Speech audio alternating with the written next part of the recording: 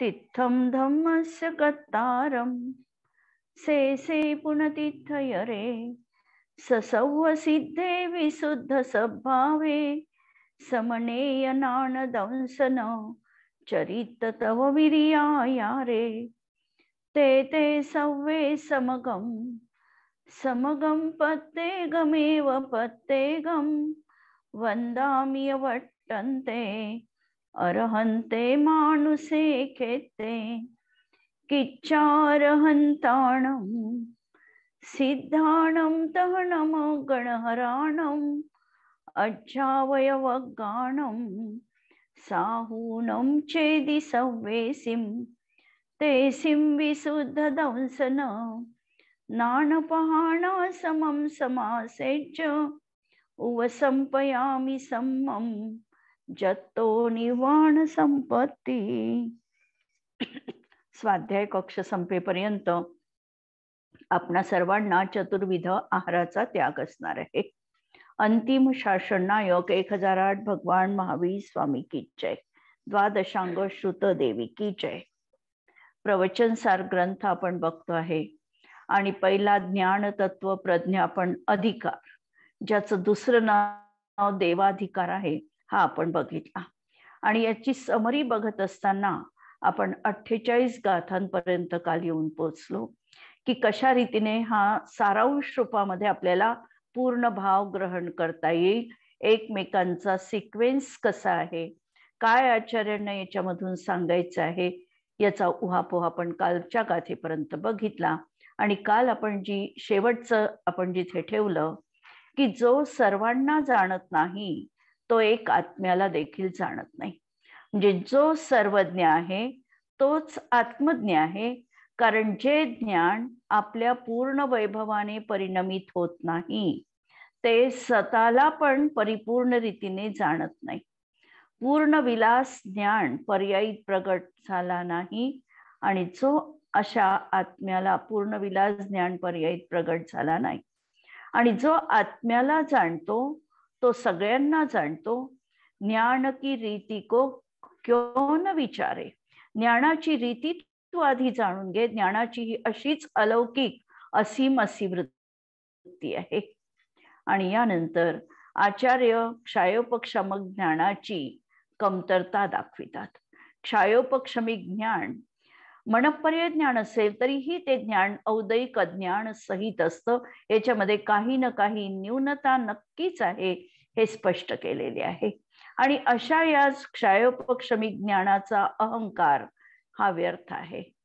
हे ज्ञान अल्प आहे, अल्प आहे केवळ ज्ञानाच्या तुलनेमध्ये हे कितीतरी मतिश्रुत ज्ञान कितीतरी कमी आहे। मनपर्यय ज्ञान असेलही विपुल मती, पण तरीही देखील औदैक अज्ञानाने सहितच ते ज्ञान असतं, अस्पष्ट आहे, नंतर परोक्ष आहे, नाशवान आहे, क्रमिक आहे।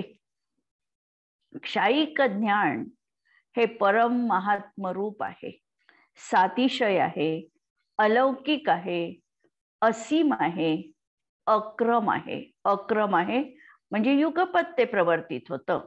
आणि असा हा केवल ज्ञानाचा अचिंत्य महिमा कुंद आचार्यांनी, अमृतचंद्र सूर्याचार्यांनी, जयसेनाचार्यांनी आणि अनेक अशा आचार्यांनी हा प्रत्यक्ष अनुभवलेला आहे, पण श्रुतज्ञानाच्या माध्यमातून। कारण केवल ज्ञान तर त्यांना झालेलं नव्हतं, परंतु श्रुतज्ञानाच्या माध्यमातून हा असा अचिंत्य ज्ञानाचा महिमा, केवल ज्ञान कसं आहे याची एक झलक त्यांनी आपल्या प्रत्यक्ष ज्ञानाने ज्ञात केली।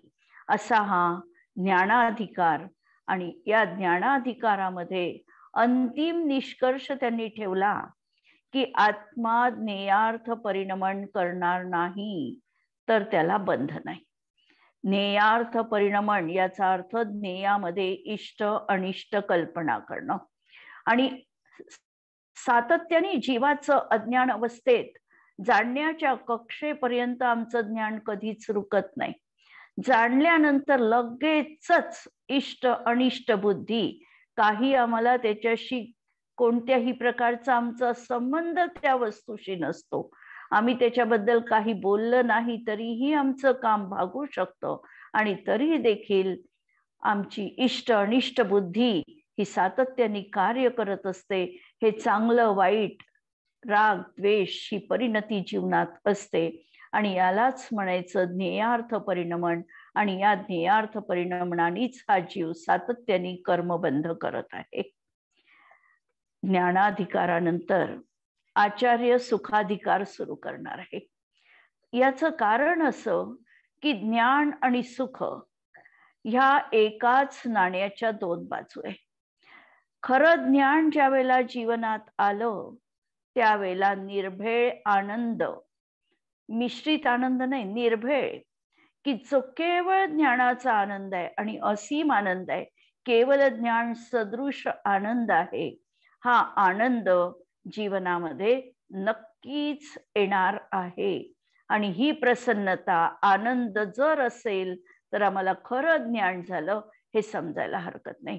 जर आमच्या अंतरंगामध्ये उदासीनता असेल, या सगळ्या व्रतांचं ज्ञानाचा आम्हाला कष्ट वाटत असेल, भार वाटत असेल, ज्ञानाचा आनंद जर आम्ही अनुभवत नसू तर अजूनही आम्हाला खऱ्या प्रकारे सम्यक दर्शनाची प्राप्ती झालेली नाही. म्हणजे सम्यक दर्शनाच्या प्राप्ती बरोबर ज्ञान समीचीन झालं, आणि ज्ञान समीचीन झालं की ज्ञानाबरोबर आनंद. म्हणून आम्ही स्वरूप आत्म्याचं सांगताना मैं ज्ञानानंद स्वभावी हूं. ज्ञान आणि आनंद ही अशी जोडगोळी आहे की ही ज्ञान प्राप्त झाल्यानंतर आनंद मिळणारच आहे. ज्ञान आणि सुख हे अभेद दृष्टीने जर बघितलं तर एकच आहे, आणि आनंदाचं कारण ज्ञानच आहे. खेदाचं कारण म्हणजे आम्ही खेद खिन्नता असते, याचं कारण कधीही ज्ञान नाही. कधी कधी आम्ही मांडतो असं की हे मला समजलं नसतं तर बरं झालं असतं, मला त्याच्यामुळे दुःख तरी झालं नसतं. म्हणजे ज्ञानाला आम्ही खेदाचं कारण म्हणतो, पण वास्तविकतः ज्ञान कधीही खेदाचं कारण नाही. त्यामध्ये जर आम्ही इष्ट अनिष्ट बुद्धी केली, घाती कर्माच्या उदयात जर हा आमचा भाव होतो, तो खेदाचं कारण आहे. पण आम्ही विनाकारण ज्ञानाला दोष देतो.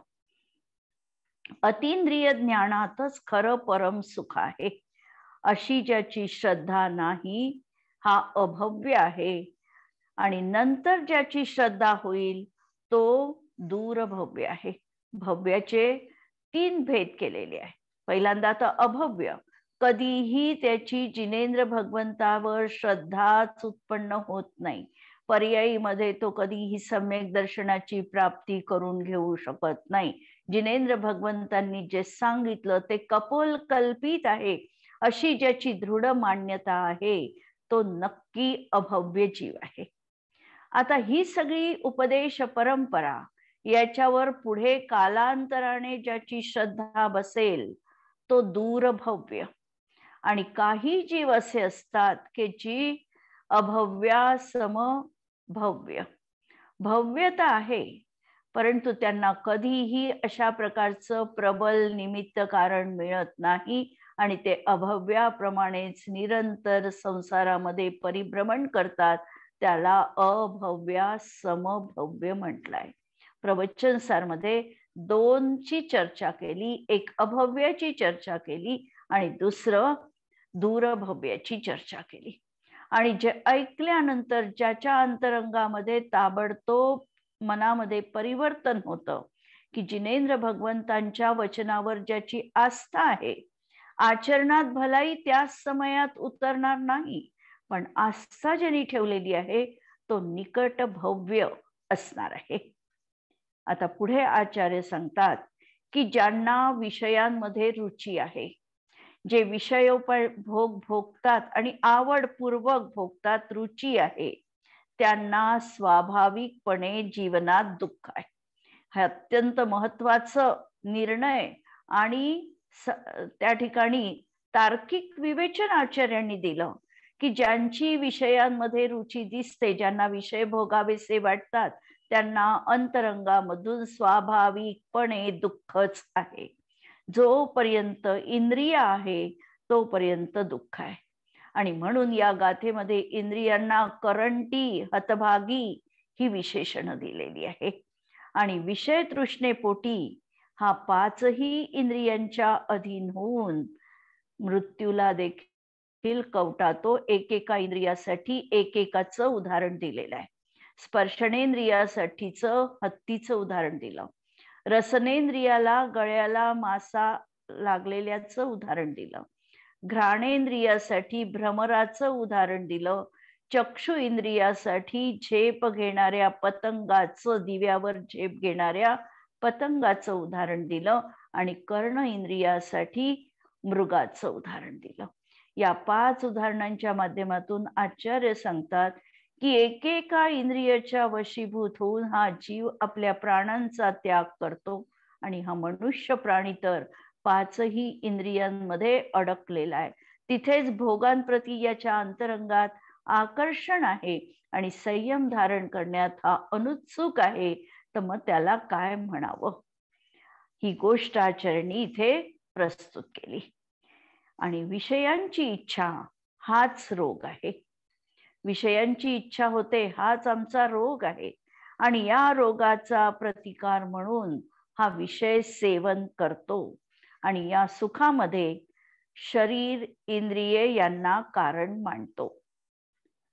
वास्तविकतः संसारी अवस्थेमध्ये सुद्धा शरीर हे सुखाचं कारण नाही.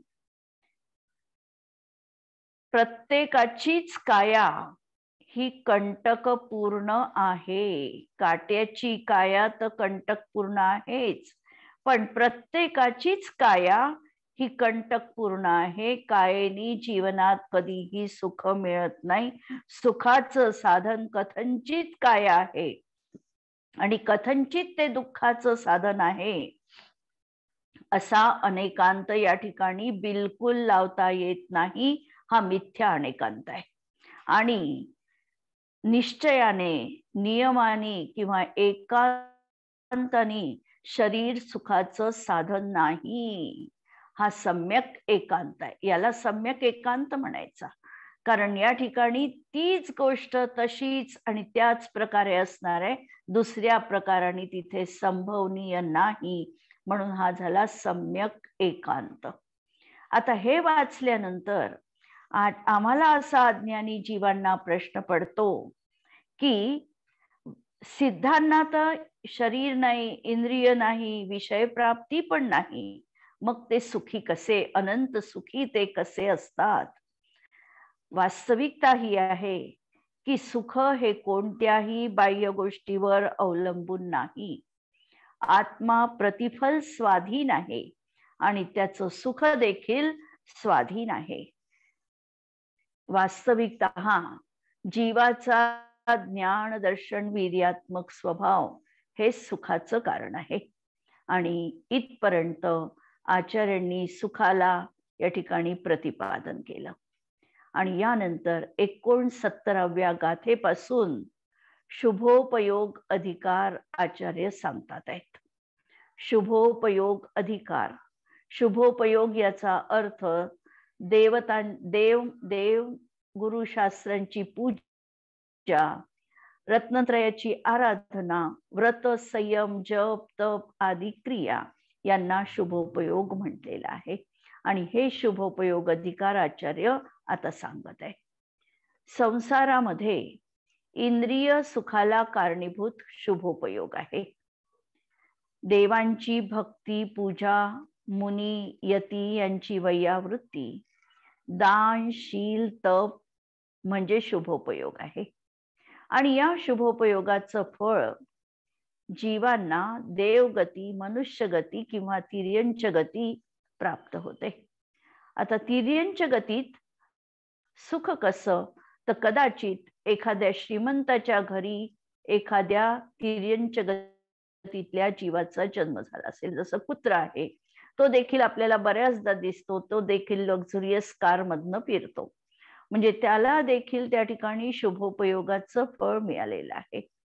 किंवा आता घोडे वगैरे जे असतात यांच्यासाठी देखील 4-4 मजूर त्या ठिकाणी त्यांची निगा राखण्यासाठी लावले जातात किंवा त्यांना व्यवस्थित खाद्य वगैरे दिलं जातं, त्यांची अगदी जोपासना योग्य रीतीने केली जाते. अशा तिर्यंच गतीतल्या जीवांना देखील ते शुभोपयोगाचं फळ आहे. किंवा एखादा जीव भोगभूमीच तिर्यंच झाला, मनुष्य झाला, तर तिथे देखील सुखाची सामग्री उपलब्ध आहे. म्हणून अशा प्रकारचे ते नानाविध इंद्रिय सुख तिथे भोगतात. पण हेही सुख निर्भय सुख नाही, कारण तात्कालिक सुख त्या ठिकाणी मिळतं, इंद्रियजन्य सुखाची त्यांना प्राप्ती झालेली आहे. पण जो खरा अनाकुलता स्वभाव आहे, जिथे हे पाहिजे आणि मी आता तृप्त आहे अशी परमतृप्तीची भावना इंद्रिय सुखामध्ये कधीही कुणाचीही उत्पन्न होत नाही. आणि हा आपण प्रत्यक्ष अनुभव घेऊ शकतो की इंद्रिय सुख तृप्त होईपर्यंत आपण भोगूही शकत नाही आणि तृप्त झालो अशी भावना देखील त्याच्या माध्यमातून कधीही जीवनात उत्पन्न होत नाही. म्हणून हे काही निर्भय असं सुख नाही. याच्यामध्ये तृष्णा, आसक्ती आणि आकुलता इथे आहेच आणि म्हणून हे परमार्थतः दुःखच आहे. संपूर्ण संसारी जीवांना सहज शुद्धात्म तृप्तीचा अभाव आहे. त्यामुळे त्यांची तृष्णा सतत उदित असते. स्वसंवित्तीने उत्पन्न म्हणजेच आत्मानुभूतीने उत्पन्न पारमार्थिक सुखाची जाती न कळल्याने तृष्णेनेच हा दुःखी आहे. आणि म्हणून केवळ विषय सुखाचीच हा इच्छा करतो, तेच अनुभवू इच्छितो आणि कुठपर्यंत तर आमरण पर्यंत, प्राणांतापर्यंत हा जीव तिथे धावत राहतो. आणि म्हणून हे पारमार्थिकता परमार्थतः हे इंद्रियजन्य सुख देखील दुःखच आहे.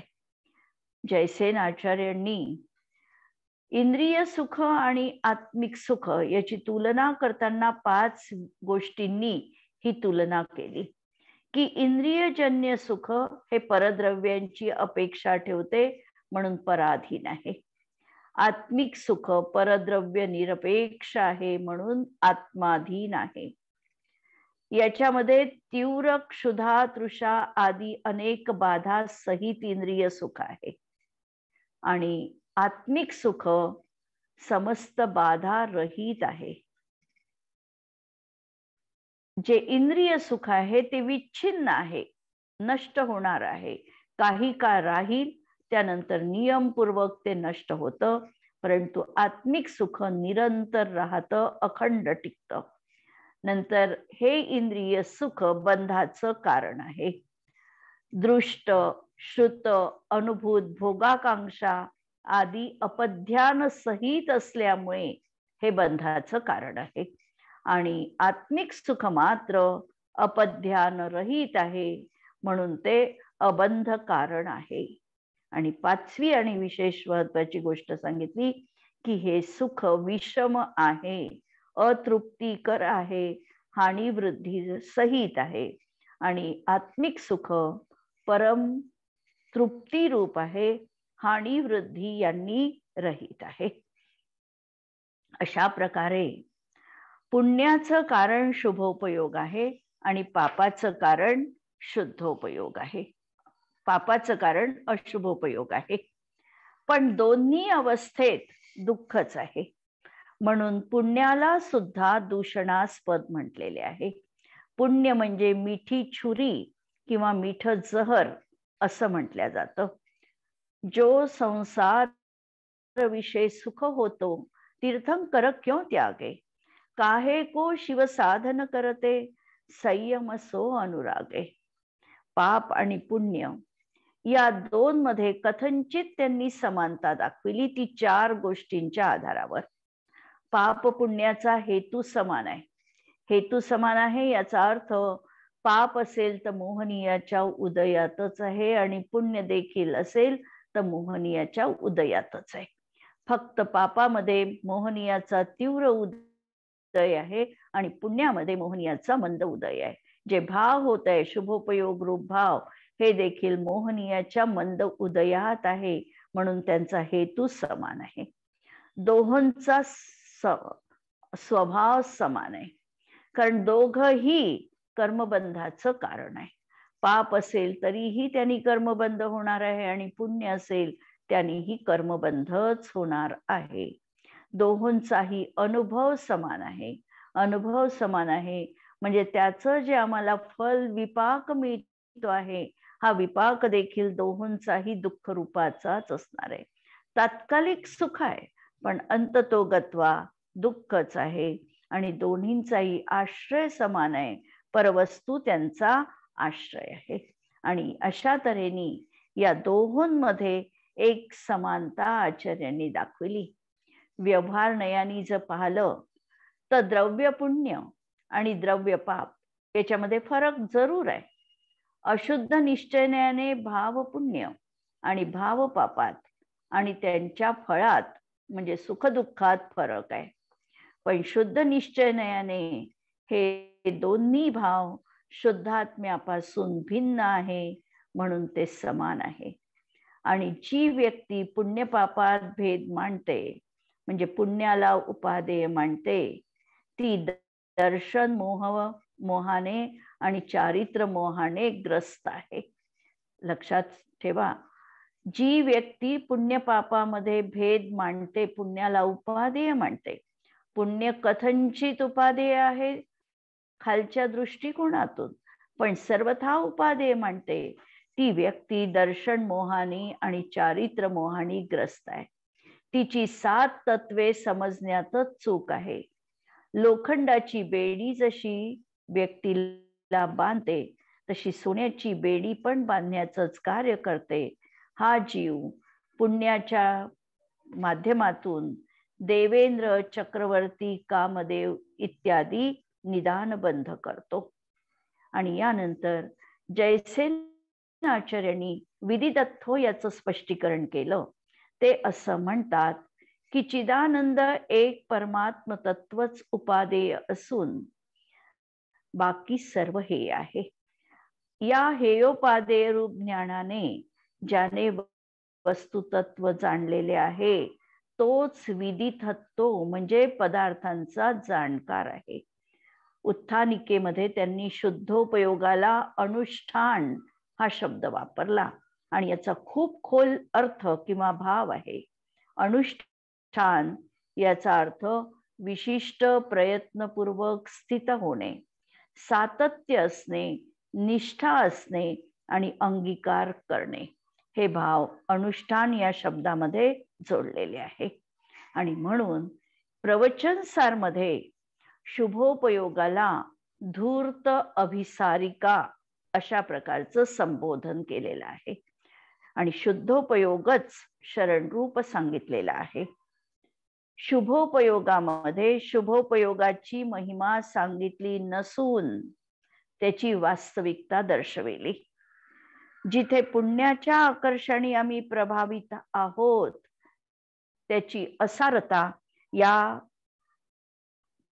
शुभोपयोग अधिकारामध्ये आचार्यांनी कथन केलेली आहे. शुभभावाचे पुण्याचे अस्तित्व जरूर आहे पण त्याने मुक्ती नाही. शुभभाव धोका आहे, हा डेंजर झोन आहे. याला धर्म मानणे चूक आहे. आचार्यांना सर्वत्र आपल्या प्रतिज्ञेचे भान आहे आणि म्हणून ते म्हणतात की मी मोहाचा समूळ नाश करण्यास आता उपयुक्त आहो. याच ठिकाणी जयसेन आचार्यांनी परत एक प्रश्न उपस्थित केला की ज्या शुभोपयोगाला तुम्ही हेय मानत आहात या शुभोपयोगाचं फळ म्हणून जीवनामध्ये धर्मानुकूल सामग्री पण आम्हाला मिळते. उत्तम देह प्राप्त झाला, मनुष्य पर्याय मिळाली, जैन कुल मिळालं. हे का मिळालं? याचं कारण आमच्या पुण्याचा परिपाक आहे. म्हणूनच आम्ही शुभ काहीतरी जीवनात केलं होतं आणि त्याचं प्रतिफलन आम्हाला आज अशा प्रकारची अनुकूल सामग्री मिळालेली आहे. धर्म साधन आम्हाला करता येतं, हे पुण्याचं फळ नाही का? मग या पुण्याच्या फळाला तुम्ही का डावलून टाकता, असा प्रश्न त्यांनी स्वतः त्या ठिकाणी उपस्थित केला. आणि त्याची चर्चा आणि उत्तर देताना त्यांनी पहिल्यांदा सांगितलं की शुभोपयोगाने बंध होतो. पहिलं कारण हे दिलं की शुभोपयोग हा बंधासाठी कारणीभूत आहे. जेव्हा तत्वार्थ सूत्रामध्ये व्रताची कथा आली, व्रत सांगितल्या गेले, तर व्रत सांगताना त्याला शुभोपयोगाची कारण म्हणून त्या ठिकाणी सांगितल्या गेली. म्हणजे प्रवृत्ती रूप जी व्रत आहे, अहिंसा आदी, ही देखील पुण्यबंधाचं कारण आहे. यानी संवर होत नाही आणि म्हणून याला या ठिकाणी शुभोपयोगाला पापच अधिकार त्या ठिकाणी म्हटलेला आहे. दुसरी गोष्ट सांगितली की हे मुक्तीचं कारण नाही. शुभोपयोग हा परंपरेने जर त्यांनी शुद्धोपयोगाची साथ केली तर त्याच्यावर उपचाराने मुक्तीचं कारण म्हणण्यात येतं. पण साक्षात बघितलं तर साक्षात शुभोपयोग मुक्तीचं कारण नाही आणि शुद्धोपयोगच मुक्तीचं कारण आहे. दुसरा हेतू हा दिला. आणि तिसरा हेतू त्यांनी महत्वाचा दिला की अनुकूलता प्राप्त झाली असेल तरी धर्मासाठी आम्ही त्या अनुकूलतेचा किती उपयोग करतो, हा सर्वात विचारणीय प्रश्न आहे. की आम्हाला सगळी अनुकूलता मिळाली, इंद्रियांची परिपूर्णता लाभली, पुस्तकांचं आमच्याजवळ जसं पाहिजे तसाच प्रकाशन उपलब्ध आहे, आमच्या निरोगी काया आम्हाला प्राप्त झालेली आहे, सगळं हे आम्हाला अनुकूल मिळालं.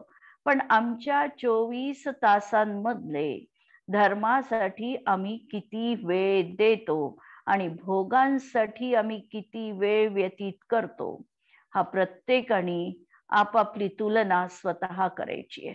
की अनुकूलता प्राप्त झाली, मग अनुकूलता धर्म, अर्थ, काम आणि मोक्ष 4 पुरुषार्थ जर सांगितले आणि यांना आम्हाला समान डिस्ट्रीब्यूट करायचं असेल तर मिनिमम 6 तासांचा वेळ आम्हाला धर्म कार्यासाठी द्यावा लागतो.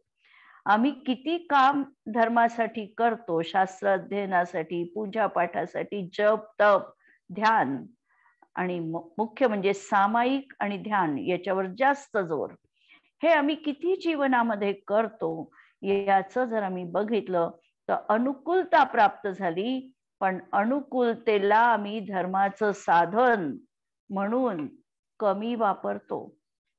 या उलट जी अनुकूलता प्राप्त झाली त्या ती सगळी अनुकूलता भोगांप्रतीच आम्ही जास्त जागरूक आहे, तिथेच आम्ही जास्त सजग आहोत, हे नक्की आम्हाला समजायला पाहिजे.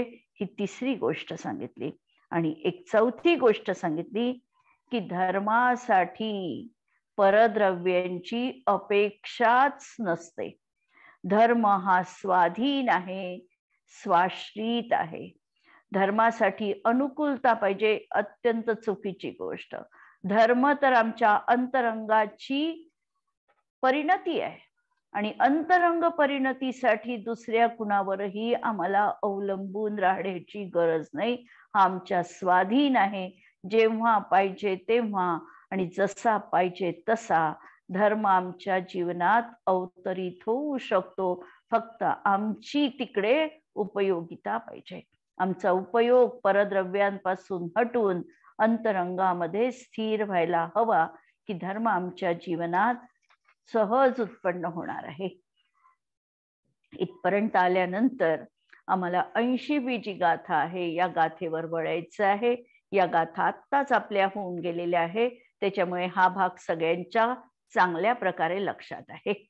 आता प्रश्न आचार्यांनी उपस्थित केला होता की मी आता मोहाची सेना कशी जिंकावी. याच्यावर प्रथम उपाय मी त्यांनी जरी त्या ठिकाणी कशी सेना तरी त्यांनी हा ग्रंथ सर्वसामान्य लोकांच्या कल्याणासाठी, हितासाठी लिहिला. म्हणून प्रत्येकाने हा स्वतः मी माझ्या मोहाला कसं जिंकावं, पहिला उपाय सांगितला की अरहंतांना द्रव्य गुण पर्याय रूपाने जाणून स्वतःच्या आत्म्यालाही परमार्थतः हा तसंच जाणतो. ही गाथा म्हणजे 11 अंग आणि 14 पूर्वाचा असा सार आहे एक गाथा जरी आमच्या हृदयस्थ झाली तरी देखील आम्हाला सम्यक दर्शनाची प्राप्ती होऊ शकते. अरहंतांचं द्रव्य गुण पर्याय सहित स्वरूप जाणायचं. मंदिरातील वेदीवरील मूर्तीत भगवंतांमध्ये जे देवत्व अनुभवत नाही ते मिथ्यादृष्टी आहे आणि तेच देव आहे असं मानून स्वतःच्या आत्म्याचं देवत्व जे स्वीकारत नाही ते पण मिथ्यादृष्टी आहे. दर्शन मोहनीय नष्ट केल्यानंतर चारित्र मोहनीयाला जिंकण्याचा उपाय नंतरच्या गाथेत सांगितला. चारित्राचं प्रतिबंधक आहे रागद्वेष. कशाय चोर शुद्धात्मतत्व रूप चिंतामणी रत्न चोरून नेणार नाही याबद्दल जीवाने दक्षता बाळगावी हा सावधानतेचा इशारा दिला. जे जे कुणी मोक्षाला गेले ते याच मार्गाने गेले म्हणून ते इथे म्हणतात की व्यवस्थितः मतिर्ममा आणि भगवंतांना त्यांनी नमस्कार केला. जे त्यांनी केलं तेच कथन केलं म्हणजे उपदेशही तोच दिला. मोह राग द्वेष यांचा परिचय आम्हाला कसा होईल यासाठी सांगितलं की पदार्थांना अन्यथा रूप जाणणं हा मोह आहे. तिर्यंच मनुष्यांमध्ये तन्मयतापूर्वक करुणाभाव हे मोहाचं परिचय पत्र आहे. इष्ट पदार्थात अनुकूलता मांडणं हा राग आहे आणि अनिष्ट पदार्थात ते दूर झाले पाहिजे हा भाव म्हणजे द्वेष आहे. या चिन्हांनी त्याची ओळख करून आत्मतत्वामध्ये रममाण व्हायचंय. मोहाला जिंकण्याचा दुसरा उपाय शास्त्र अध्ययन. युक्ती स्वसंवेदन प्रत्यक्ष अनुमान यावरून दृढ श्रद्धा जीवाला करायचं आहे. जैनेंद्र शब्द ब्रह्माच्या आधाराने वस्तूचा द्रव्य गुण पर्याय उत्पाद व्यय ध्रुवता यांचं समीचीन ज्ञान होतं. खरे देव शास्त्र गुरु 6 तत्व 6 द्रव्य 7 तत्व 9 पदार्थ यांचा समीचीन निर्णय करायचं प्रेरणा आचार्यांनी दिली. अर्हंतांचं ज्ञान जिनोपदेश हे तर निमित्त रूप कारण आहे. त्यांच्या माध्यमातून जो राग द्वेष मोहावर तत्वज्ञानाच्या तीक्ष्ण तलवारीचा प्रहार करेल त्यालाच दुःख क्षय होईल आणि शुद्धात्म लाभ होईल. यासाठी उग्र पुरुषार्थाची गरज आहे. स्वपराची एकरूपाने प्रतीती आणि प्रवृत्ती हा मोह आहे आणि हा तोडण्यासाठी स्वपरभेद विज्ञान व्हावे लागेल. अशा प्रकारे स्वशी एकत्व आणि पराचे पृथक्त्व निश्चित करणारा सुखी होतो. हाच धर्म आहे, हेच साम्य आहे आणि हेच चारित्र आहे. आणि या पुढे आचार्य सांगतात की या उपायांनी जो वस्तू व्यवस्था जाणत नाही, मानत नाही, विश्वास ठेवत नाही तो जरी श्रमण असला, मुनी धर्म आचरण करीत असला तरी धर्म त्याच्या जीवनात नाही, अर्थात तो श्रमणाभास आहे. आणि शेवटच्या 92 नंबरच्या गाथेमध्ये वितराग परमचारित्राचा जय जयकार आचार्यांनी केला. आत्मतत्वाच्या उपलब्धीचा प्रसाद म्हणून पर्यायीत वितराग धर्म अवतरित झाला. अशी एका आत्मानुभूतीच्या पारमेश्वरी वैभव संपन्न परमतृप्त निस्पृह अशा आचार्यांचा हा अंतर्ध्वनी आहे की जी त्यांनी प्रतिज्ञा 5व्या गाथेमध्ये केलेली होती की उपसंपयामी सम्मम जत्तो निर्वाण संपत्ती. मी आता धर्मामध्ये प्राप्त होतो आणि या गाथेमध्ये आचार्यांनी सांगितलं की मी हा असा आता धर्म आहे. धर्म आणि धर्मी याच्यामध्ये अभेद कल्पना करून स्वतः एक पारमेश्वरी असं अनुभव वचन स्वतः अनुभवात आलेली घटना त्यांनी शब्दांच्या माध्यमातून त्या ठिकाणी अंतर्ध्वनी रूपाने जणू काही आम्हाला पोचवलेली आहे. तर अशा तऱ्हेने या 92 गाथांपर्यंत आपण हे पूर्ण 2 दिवसात समग्र त्या ठिकाणी बघितलेलं आहे. आणि उद्यापासून आपण पुढच्या गाथांना सुरुवात करूया. आज इथे थांबू. जिनवाणी के ज्ञान ते सुझे लोकालोक, सो जिनवाणी मस्तक नमो सदा देतो गोक. नमो अरिहंताणम, नमो सिद्धाणम, नमो आयर्याणम, नमो वज्रायाणम, नमो लोये सवसावूनम. सर्वांना जय जिनेंद्र. कुणाला काही यावर शंका असेल